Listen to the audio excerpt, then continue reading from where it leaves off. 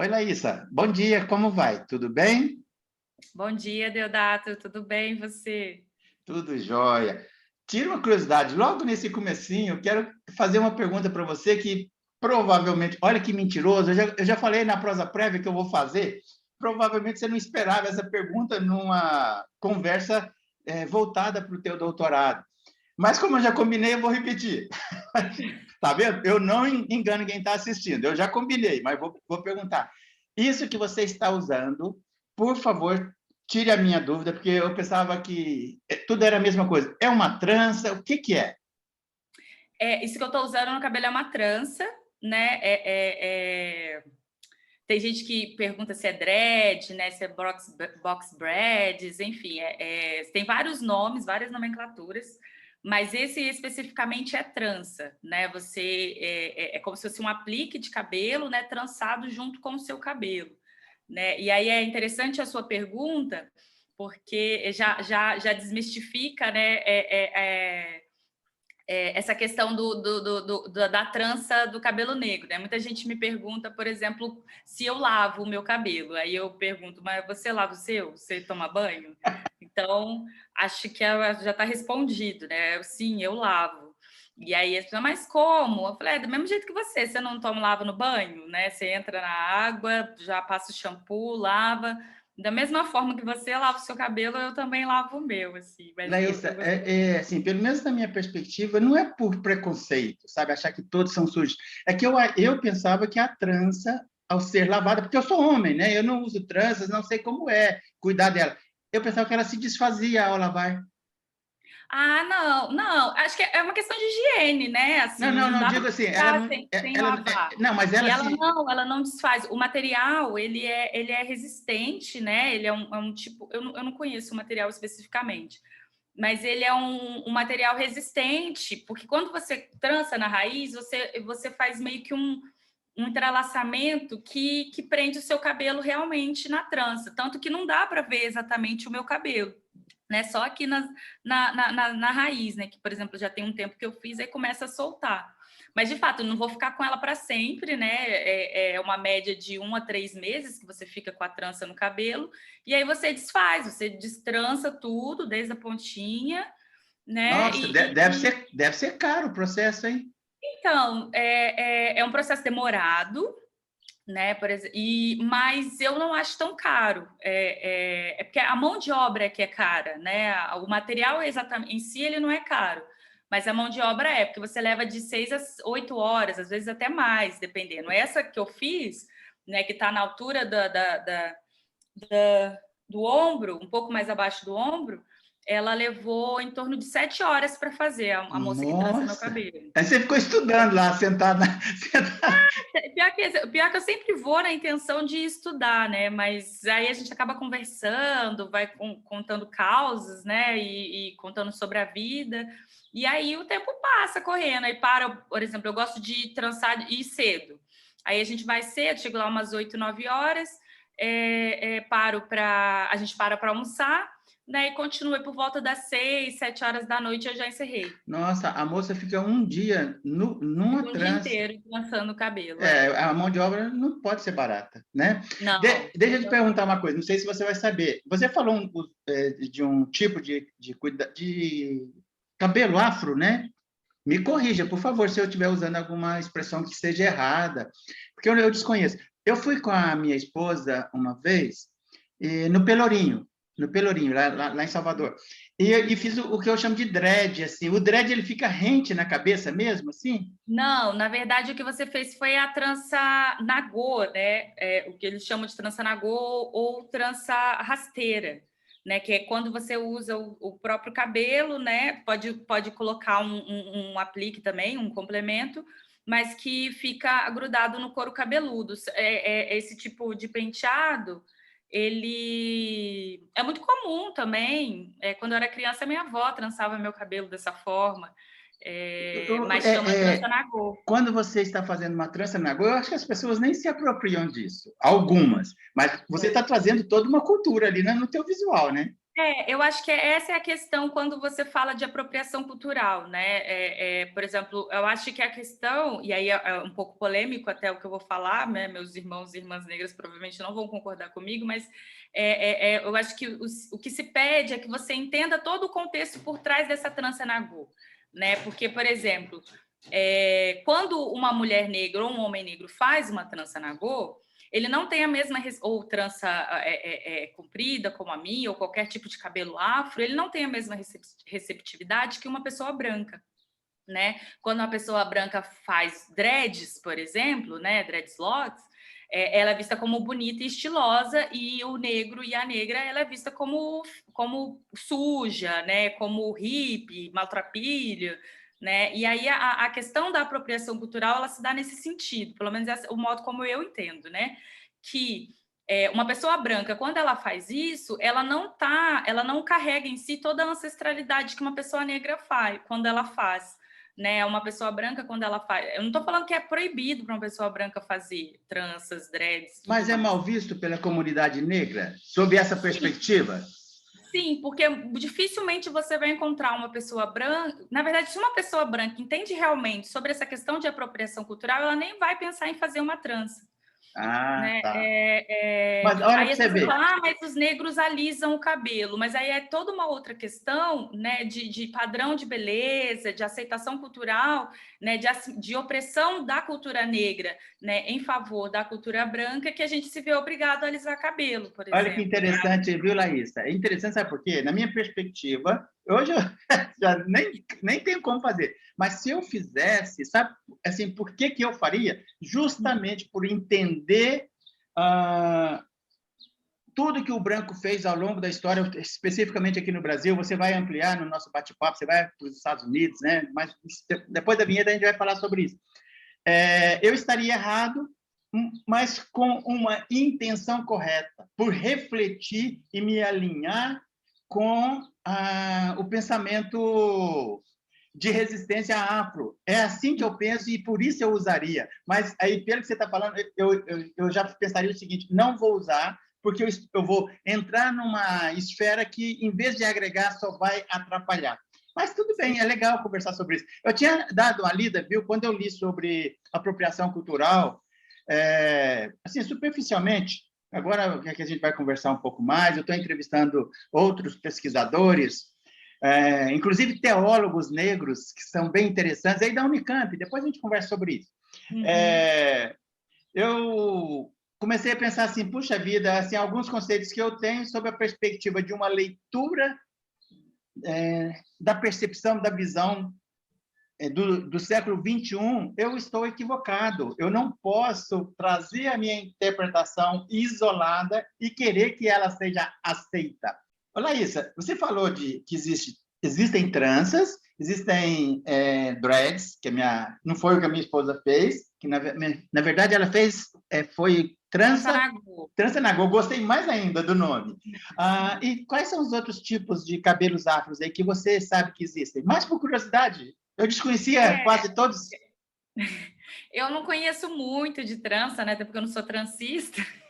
Eu sou a que faz uso da mão de obra. Mas, além tem os dreads, né? Inclusive, tem dreads sintéticos, dreads naturais. Tem as box braids, né? Que são as tranças americanas, que tem um modo de trançar específico.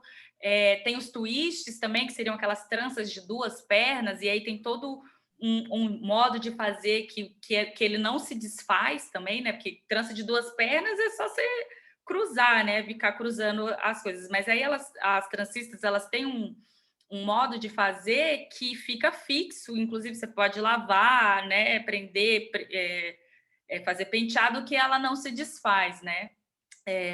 Mas eu não sei muito sobre tranças. Se você quiser saber sobre tranças, eu posso indicar, por exemplo, a Jennifer, que é quem faz a minha transista, né? Quem faz o meu cabelo. Inclusive, ela é daqui de Campinas. Mas é isso. Aí tem os isso. Faz uma gentileza para mim. Compartilha depois o WhatsApp dela comigo. Ela tem fluência verbal? Ela gosta de conversar? Porque às vezes a pessoa não gosta. Ela gosta de conversar. Eu posso conversar com ela antes, né? Perguntar se ela tem interesse, e aí eu passo o contato dela para você. Fala para ela que eu quero entrevistá-la e eu vou aproveitar e coloco o endereço de trabalho dela, né, durante a Ah, entrevista, né? legal, Fica legal. legal. Vai ser Ó, bom divulgar, porque ela é uma excelente transista. muito legal, ela vai poder mostrar, né? Deixa eu te falar uma coisa. Assim, agora você já me explicou aí na prosa prévia, porque eu tinha um conceito errado de apropriação cultural e você me explicou e eu achei bem legal, porque eu achava que a apropriação cultural era no sentido de comprar uma cultura, de se alinhar com a cultura, e não é bem isso, né? Então, eu estou falando disso de novo porque eu vou fazer um comentário, e por gentileza, não, que a comunidade não me cancele. Se eu fosse fazer quando eu era mais jovem, eu seria uma metamorfose ambulante, porque eu ia me sentir um cartaz ambulante de quem compra as diversas culturas, que ama a diversidade. A cada 6 meses eu ia usar um diferente. E estudar aquela cultura e ia comentar com todas as pessoas: estou usando isso, por isso, por isso, por isso. Mas seria até interessante, né? Não seria interessante? É uma proposta boa, né? Mas ela não funciona na prática, né? Vamos falar sobre isso daqui a pouco. Tá bom. Tá bom? Depois da vinheta. Eu vou chamar a vinheta e já vai pensando aí na pergunta que você vai me responder logo depois da vinheta, tá bom? A pergunta é o seguinte: qual é o nome da tua pesquisa do doutorado que está em andamento? Não responda agora. Vou chamar a vinheta, já já a gente volta, tá bom?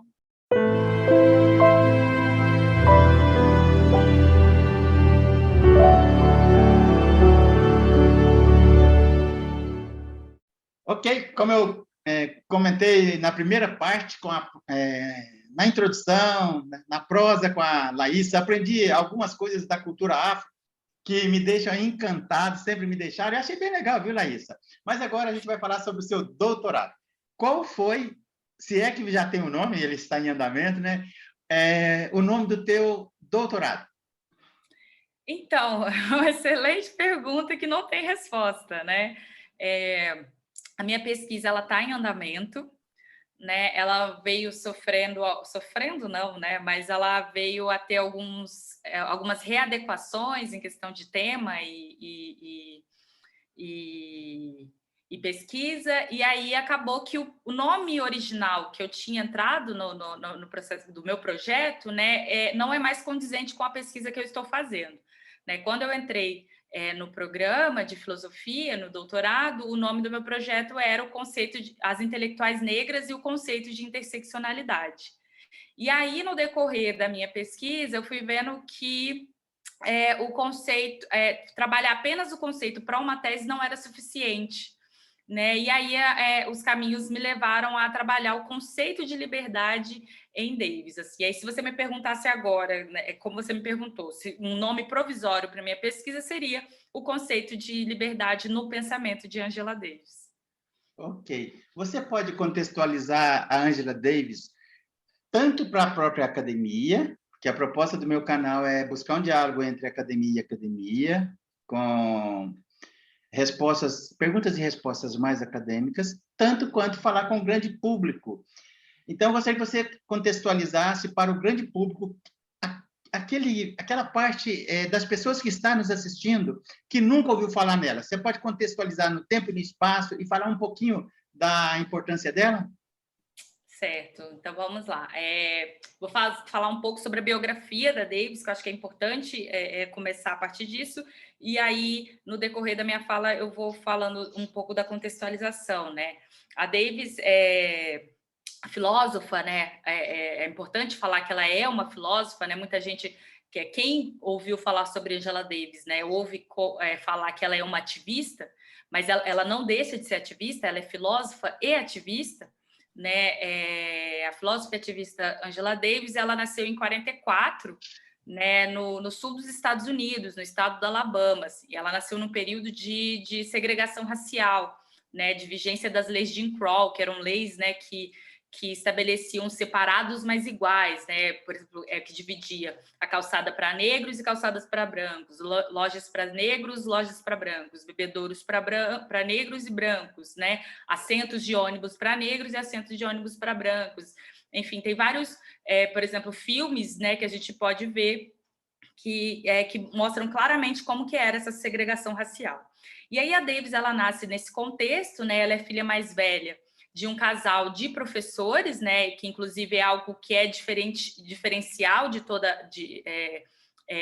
do círculo do bairro ali onde ela cresceu, né, que inclusive ele era apelidado de Colina Dinamite por conta dos constantes bombardeios que o bairro sofria, né?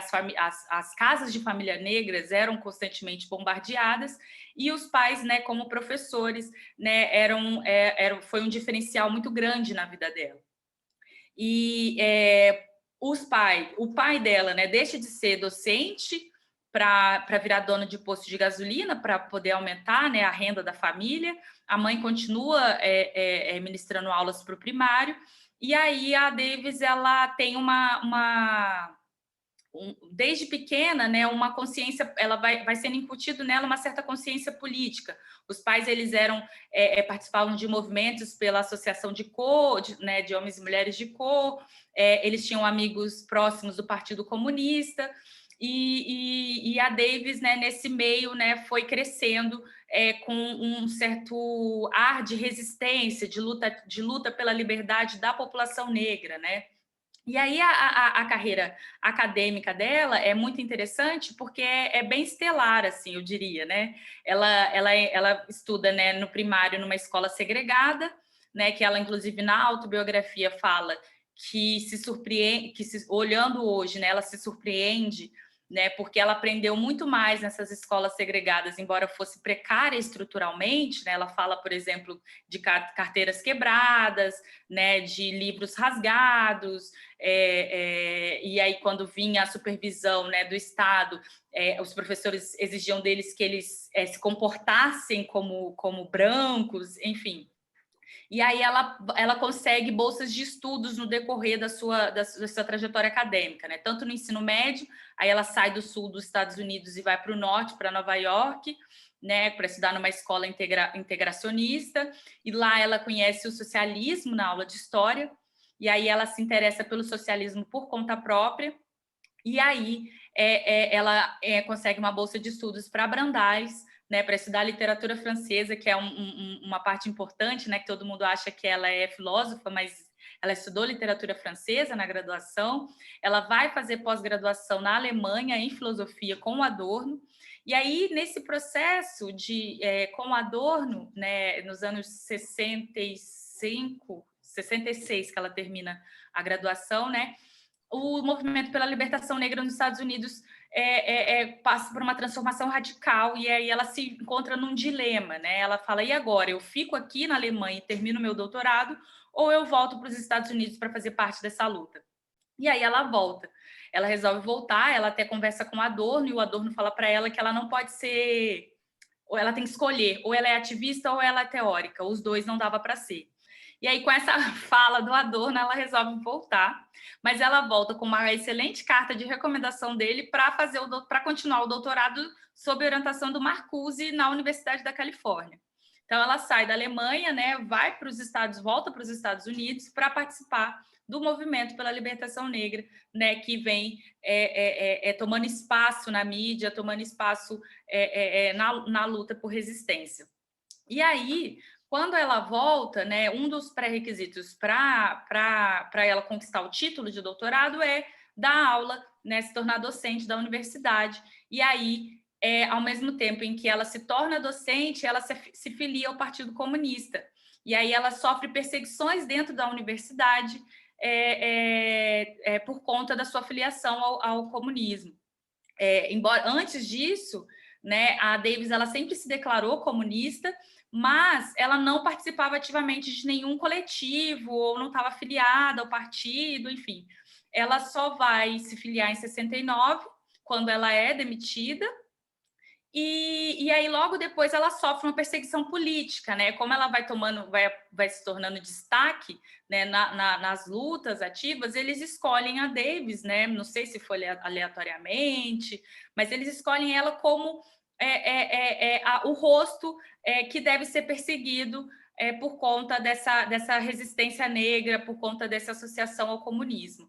E aí ela é colocada na lista entre os 10 mais procurados pelo FBI, né, nessa época, e aí ela entra na clandestinidade para tentar entender o que está acontecendo.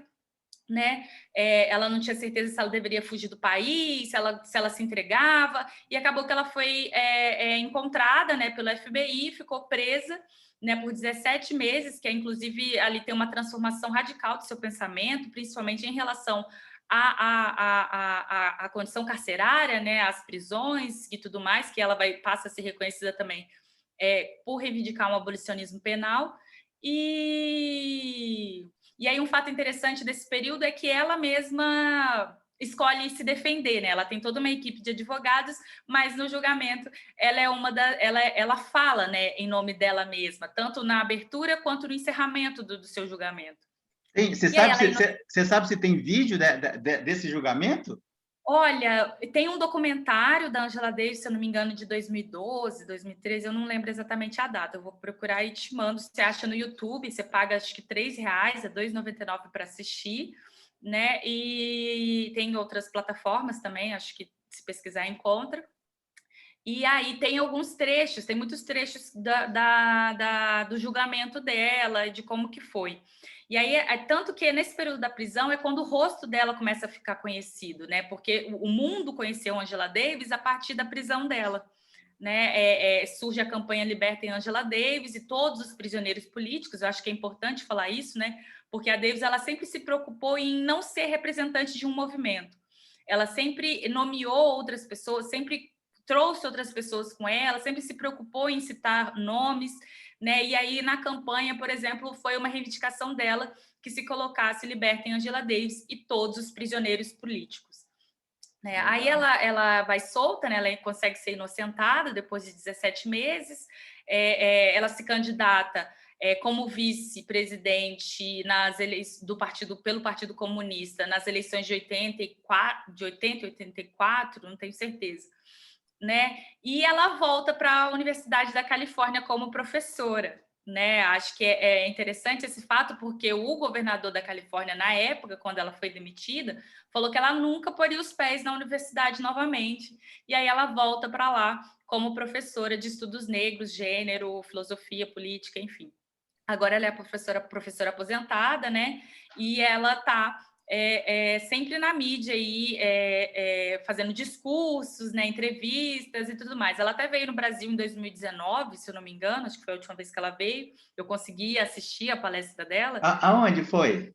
Foi em São Paulo, no Sesc Boitempo. No Sesc Pinheiros, eu não lembro. Mas foi um seminário organizado pela editora Boitempo, né, que inclusive eles têm os direitos da maioria dos livros dela aqui no Brasil, né, eles traduziram 4 livros dela, e aí ela deu também uma palestra gratuita no Ibirapuera, né, aí eu assisti essas 2 palestras, foram muito boas, assim, e o legal dessa palestra dela é que ela fala assim, vocês não precisam ir até os Estados Unidos atrás de mim para procurar uma representação negra, né, como um representante do movimento negro. Aqui vocês têm Lélia Gonzalez, vocês têm Sueli Carneiro, vocês têm muito mais, eu aprendi muito mais com elas do que vocês têm a aprender comigo. Isso eu achei muito, muito legal da Davis, né? Embora ela tenha todo esse papel de representante de um movimento e que ela evita assumir esse papel, né, ela é bem humilde quanto a isso, está sempre evitando essa posição de representante, né? Ela está sempre citando o nome, sempre indicando. Ela está bem velha já? Ela está com 70 e poucos anos, eu não lembro, 76? Eu não tenho certeza. Está nova. Então ela tá dinâmica ainda, assim? Fortíssima, está sempre dando entrevista, com vários insights, várias ideias muito, muito boas, e inclusive o mais interessante disso tudo é que ela não perde de vista, né, uma liberdade real, uma transformação real da sociedade, né, porque o que acontece muito com esses militantes, principalmente dos anos 60, 70, 80, né, que depois dos anos 2000 acabam se conformando, né? Ou tipo desanimando. E ela não, ela fala, olha, não, tem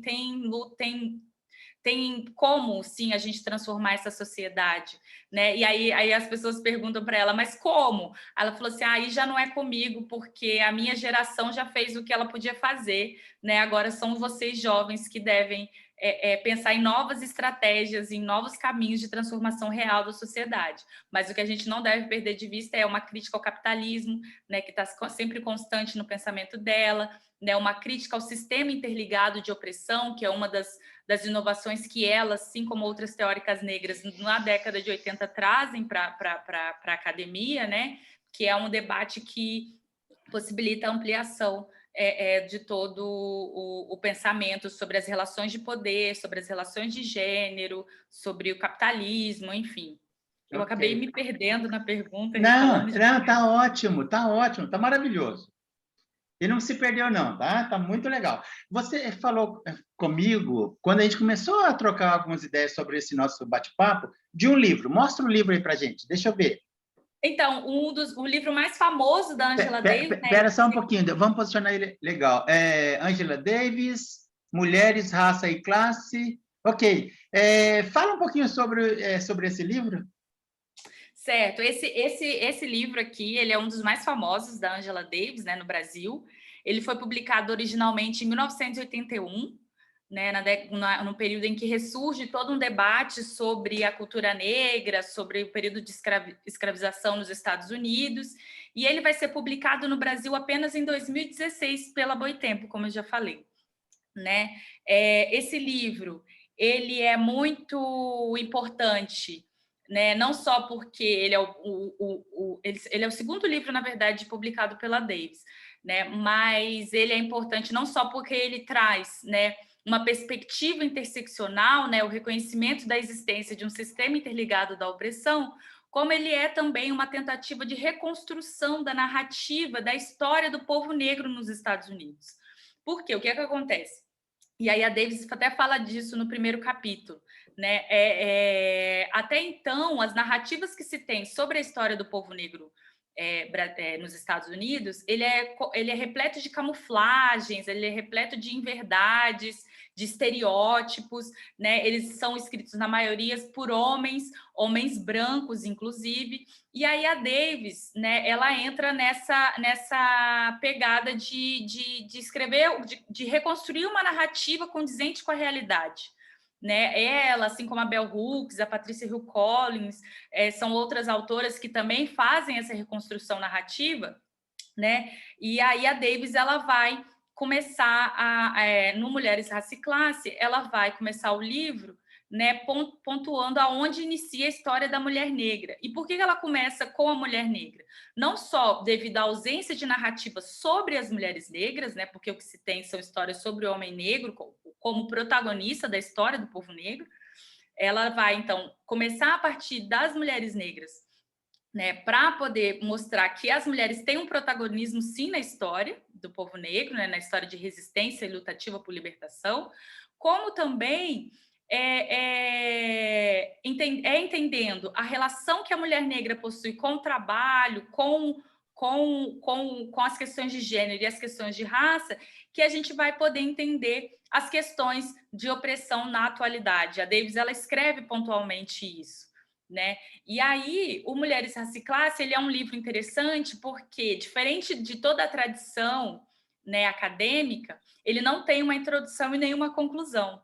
Ele já começa assim, ó, na atacada, né, do primeiro capítulo. Ele tem 13 capítulos no total, né, e são capítulos que vão estar a todo instante, né, nos mostrando como que as opressões elas estão interligadas, né, como as opressões de gênero, as opressões de raça e de classe, elas se retroalimentam, né? Por exemplo, você não tem uma divisão, embora o título seja Mulheres, Raça e Classe, não tem uma divisão em que ela fala só de mulheres, só de raça e só de classe. Ela vai mostrar a todo instante que as relações das mulheres negras, né, com as questões de gênero, elas são pautadas também pelas questões de raça, né, são pautadas a partir da sua experiência com o trabalho, né, que é o que possibilita uma crítica à classe, né? E aí, ao mesmo tempo que ela faz tudo isso, ela faz uma crítica aos movimentos sociais da sua época. Porque, embora os movimentos sociais estivessem ativamente, né, fossem grandes e estivessem conquistando espaço, ela faz a crítica ao eixo, a categoria única e exclusiva de opressão, né? A escolha de uma categoria única e exclusiva de opressão. Porque ela considera 3 opressões como estruturais da sociedade moderna, né? Que é a raça, o gênero e a classe. Né? São 3 opressões que operam de modo interligados, como eu já falei. E aí, no caso da mulher negra, né, essas opressões vão incidir sobre elas de uma forma especificamente combinada.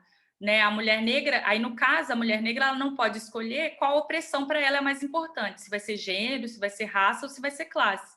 Não dá para escolher quando você vivencia experiências de opressão que são simultâneas, são híbridas, né? Usando o vocabulário da Crenshaw, que é quem no final dos anos 80 vai estabelecer o termo interseccionalidade para esse reconhecimento do sistema interligado de opressão. E aí, a Davis ela faz essa crítica aos movimentos sociais, né, que exigem das mulheres negras uma posição singular, né, tipo assim, você escolhe um ou outro, os dois não dá, só que as mulheres negras vão mostrar que não dá para escolher, porque a gente está falando de um sistema interligado de opressão, né? Se você escolhe gêneros, né, no caso, se você apoia o movimento organizado de mulheres, você vai estar reforçando outras opressões, como raça e classe.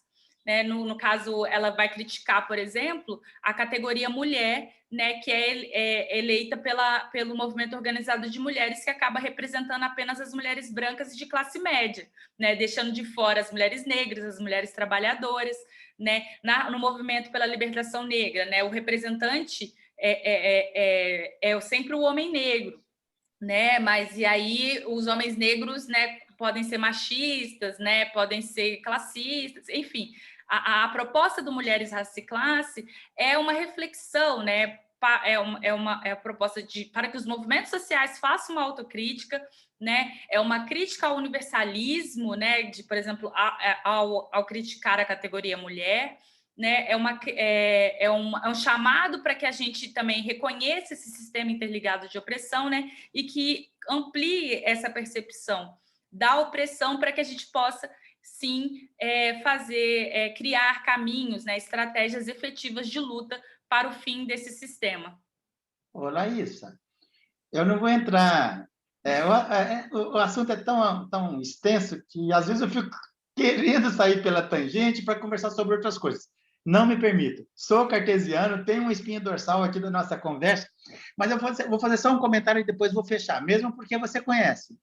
Eu entrevistei a Alina, que é professora de lógica negra, e que ela falou que dentro do próprio movimento das mulheres, tem o movimento das mulheres negras, que sofre alguns preconceitos com relação às mulheres, ao movimento das mulheres brancas, e também, naturalmente, algumas resistências dos homens do gênero masculino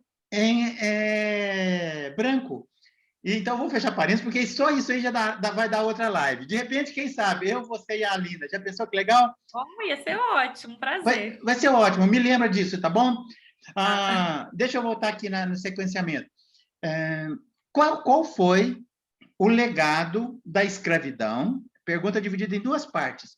E quais são os parâmetros utilizados a partir desse legado para se conversar sobre a condição da mulher no século XX, nos séculos 20 e 21, né? Falando de 21, século 21 hoje. Certo. Então, o legado da escravidão, é interessante essa pergunta, porque é o título do primeiro capítulo do Mulheres, Raça e Classe, né? Chama O Legado da Escravidão, parâmetros para uma nova condição da mulher. Deixa eu te interromper. Você acha que esse livro é de leitura obrigatória? Com certeza. Com certeza. Eu escrevi uma resenha para o blog Mulheres na Filosofia sobre Mulheres, Raça e Classe, que inclusive eu falo, a leitura obrigatória para quem quer entender sobre a história do povo negro nos Estados Unidos, para quem quer entender as relações entre as opressões estruturais, para quem quer entender esse sistema interligado da opressão, né? E como que for, e para quem quer entender um pouco sobre a interseccionalidade, né? Sobre possibilidades de caminhos para a libertação. Eu acho que é a leitura obrigatória, sim, para quem tem esse tipo de interesse. Ok. Mas aí, voltando para a sua pergunta, Ok. né, o legado da escravidão, né? O que acontece? É o primeiro capítulo do Mulheres Recicladas, como eu disse, e aí ele começa a partir da experiência da mulher negra com o trabalho, né? No caso, a partir da experiência da mulher negra escravizada. E a Davis, ela vai reconstruindo, né, toda essa narrativa do período da escravidão, né, de modo a nos mostrar, e não só o primeiro capítulo, né, mas você vê isso no decorrer de toda a obra, né, de como que essas primeiras relações, elas têm reflexos, foram, né, se refletindo no decorrer do tempo e têm reflexos até hoje. E aí, o que eu chamaria de legado da escravidão, né? O legado da escravidão, a gente pode perceber quando a gente vê que a maioria das mulheres negras continuam reproduzindo tarefas domésticas, ocupando posições de trabalho de empregadas domésticas, por exemplo, ou reproduzindo trabalhos que são considerados inferiores, né? Porque o que acontece? Lá a escravidão, ela era vista como uma instituição peculiar, como uma instituição doméstica. E aí o trabalho reproduzido pelas mulheres negras, né, ele nunca deixou de ser um trabalho doméstico no decorrer da história. Elas trabalhavam nos grandes campos de algodão, mas também trabalhavam dentro de casa fazendo trabalhos que as mulheres brancas não queriam reproduzir, que elas poderiam escolher não reproduzir. E aí isso se manteve durante toda a história da modernidade. Né? A gente sabe os lugares que as mulheres negras ocupam, a gente sabe os lugares que os homens negros ocupam. Né? São os trabalhos que ninguém quer. E aí o povo negro não pode se dar ao luxo de não querer reproduzir esse trabalho. Na verdade, para não reproduzir esse trabalho, é muita luta aí por trás, é muito esforço, né, para você tentar subir um pouquinho, né, nessa cadeia de trabalho. Então, o legado da escravidão ele vai ser visto assim, né? Não só em relação ao trabalho, mas em relação às suas relações sociais, em relação ao lugar que eles ocupam geograficamente numa cidade, né? O povo, a maioria da população negra está considerada nas áreas, não estão ocupando as áreas de periferia, né? As favelas. Eles que estão ali, ó, pegando o ônibus lotado no meio da pandemia. Né? Então, esses são os legados da escravidão. E aí, sobre os parâmetros de uma nova condição da mulher, né? O que eu posso dizer? Quando a Davis, né, ela faz essa reconstrução narrativa, né, ela vai inserir ali a ideia de uma ideologia da feminilidade. Né? No caso, as mulheres negras, elas eram vistas, né, como eu já falei, como propriedades, né? Elas eram vistas apenas pela sua força de trabalho, né? Elas tinham um trabalho igual ou semelhante ao dos homens negros, né? Então, não havia divisão sexual do trabalho dentro da comunidade escrava, né? E aí mas as mulheres negras não deixavam de ser mulheres, né? Elas ainda eram mulheres, embora elas eram vistas apenas como reprodutoras, por exemplo, né? Elas tentam, em alguns momentos, né, a corresponder a essa ideologia da feminilidade, de ser mulher sensível, ingênua, mãe, dona de casa, cuidadora, né? Tudo o que a mulher branca e pode escolher não ser também, porque ela contrata a empregada negra para reproduzir esses tipos de trabalho. Mas aí, dentro da comunidade negra, como eles são constantemente desumanizados na esfera pública, né, na esfera do trabalho, dentro da comunidade negra, há uma tentativa de humanização a partir dessa reprodução do trabalho doméstico. Então, homens e mulheres negras, eles vão tentar, né, cuidar da casa, cuidar da família e tudo mais. E aí, nesse contexto todo, as mulheres negras, para resistir à escravização, à constante desumanização, elas desenvolvem características de resistência, né, que vai fazer com que elas resistam a essa constante desumanização. Aí, por exemplo, assertividade, objetividade, resistência, autossuficiência são características consideradas tabus pela ideologia da feminilidade. E aí, a ideologia da feminilidade vai considerar a mulher negra como anomalia, porque ela desenvolve essas características. Mas a Davis vai nos mostrar, né, no Mulheres, Raça e Classe, que são essas características que possibilitam uma nova condição da mulher. São essas características que vão possibilitar que se lute contra essas opressões e aí automaticamente gerando uma nova condição de mulher, uma nova possibilidade de ser mulher, né? Não necessariamente presa à ideologia da feminilidade e nem presa à desumanização do sistema escravagista. Okay. Acho que consegui te responder. Laísa, então é nesse sentido que a Davis traça uma timeline, uma linha do tempo da história da mulher negra, da condição da mulher negra? É nesse sentido? Eu acho que dá para dizer que sim. Né? Embora o livro ele não seja exatamente cronológico, né? Porque em alguns capítulos tem umas idas ao passado, em outro, né? Um vai e volta, né? Tem uns saltos temporais, mas, por exemplo, no primeiro capítulo ela começa com o período da escravização e no último capítulo, capítulo 13, ela vai falar sobre a absolvição. Esqueci o nome, mas... Olha aí, pega o livro aí, olha aí. Pega o livro. Dá uma olhadinha. Aqui é uma O prosa, é último um bate-papo. capítulo é a obsolescência das tarefas domésticas se aproxima, uma perspectiva da classe trabalhadora, que ela vai falar sobre a década de 80. Nossa, olha, final dos anos 70. ela já falava na obsolescência, ou seja, o trabalho doméstico, em função da tecnologia, ele vai ficar, olha só, na década de 80. Hoje está se falando sobre isso. Exatamente, ela fala sobre isso, né? E aí acaba que é um capítulo sem conclusão, né? Sem conclusão não, mas sem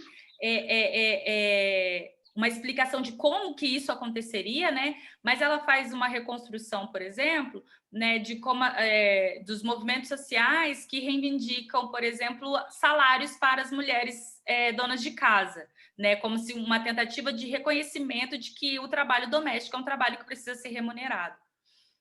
Ok. Laísa, e é correto afirmar que tudo na história da mulher negra americana, especificamente, foi trágico? É correto olhar sob essa perspectiva? Nossa, nem pensar, nem pensar. A proposta da Davis e de outras intelectuais negras é justamente mostrar que não, né? Que não foi apenas sofrimento e que não foi apenas complacência, né? Se elas não aceitaram tudo. Pelo contrário, né? A proposta da Davis no Mulheres, Raça e Classe é justamente mostrar que as mulheres lutavam ativamente pela liberdade, lutaram ativamente, elas resistiram ativamente, elas foram líderes em diversos momentos, né? E não foi só sofrimento, porque nós tivemos conquistas também, né? Senão a gente não estaríamos aqui onde a gente chegou, né? Eu não estaria aqui falando para você, não estaria fazendo meu doutorado, se a gente não tivesse conquistado vitórias, assim. Então, não foi só tragédia, teve tragédia, muito, inclusive, pesadíssimas, né? Mas a proposta é que não se deixe de falar sobre isso, mas também que não só se fale sobre isso, né? Tem toda uma luta ali, uma resistência, uma história, né? Que nos possibilita pensar que nem tudo foi tragédia. Ok. A gente está caminhando para o final dessa conversa muito agradável, extremamente agradável, e eu gostaria de fazer duas perguntas. Você falou, não sei se foi em off ou se foi na parte aí que a gente está gravando, que assistiu uma palestra com a Davis na cidade de São Paulo em 2018, né? E que ela sempre com uma posição extremamente humilde, que me agrada muito em todos e todas, essa humildade, porque todos nós sabemos que a gente é objeto de transformação e é transformado o tempo todo. E a gente se apropriar dessa humildade, eu acho necessário e fundamental. Você falou que ela passou a bola para quais os caminhos que ela apontava para a mulher negra. Aí ela passou a bola para a nova geração. Vocês é que vão trazer essa resposta. Primeira pergunta. Eu gostaria que você falasse Quando é que você vai terminar o doutorado? A Eu previsão? termino em 2023, início de 2023. Ok. Gostaria que você falasse, de saber se você tem mais alguma coisa que você gostaria de incluir a respeito do teu doutorado, e falar também se você está enxergando aí, ou comprando o desafio da Davis. Nossa, perguntas difíceis. Então, sim, acho que foi em 2019, se eu não me engano, a vinda da Davis, Antes da né? pandemia, né? Um pouquinho ali antes. Sempre que a gente podia ter contato humano. E ela sempre mostrou essa preocupação, né? Como você falou, ela sempre foi muito humilde.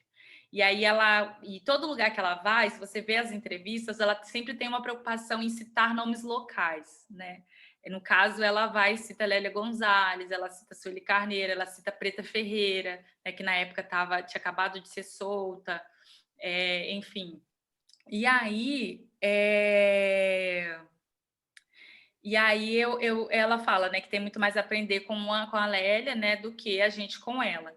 Porque a nossa realidade é outra, né? Basicamente é isso que ela está falando. Olha, a realidade de vocês, né, é outra, e vocês têm um tipo de enfrentamento que é diferente do que eu enfrentei, né? As coisas mudaram, né? Inclusive no livro A Liberdade é uma Luta Constante, ela vai falar, né, sobre essas diferenças, sobre como, né, as lutas foram se modificando, foram se unindo, se tornaram mundiais, né? E aí cabe à nova geração criar novas estratégias. Eu gostaria muito, quero, inclusive, comprar isso, compro, na verdade, mas eu ainda não sei o que a gente pode fazer de diferente para alcançar, por exemplo, um socialismo democrático, como ela fala, né? O fim do capitalismo. Mas estou aí também acho que eu estou fazendo o que eu posso, né? No meu caso, apresentando, né, introduzindo o pensamento da Angela Davis na filosofia no Brasil, né, trazendo essa nova perspectiva, ampliação do olhar, interseccionalidade das lutas, união entre teoria e prática, mas um caminho exato eu acho que a gente ainda não tem, a gente só vai conseguir experimentando, né? Por exemplo, as manifestações que têm ocorrido, não acho que são em vão, por exemplo. Eu mesma tenho ido às manifestações aqui em Campinas contra o governo Bolsonaro, e por vacinas, e auxílio emergencial, e alimentação, enfim, né, tudo que a gente vem enfrentando. E acho que sim, que já é um caminho, né? Mas acho que a gente precisa de mais, e o que é esse mais eu ainda não sei responder. Ok, Laísa. Muito obrigado pela sua disponibilidade, por separar um tempo aí para conversar com o canal Linha de Divisa. A gente volta a conversar outras vezes no futuro, tá bom? Um abração. Abraço, muito obrigada.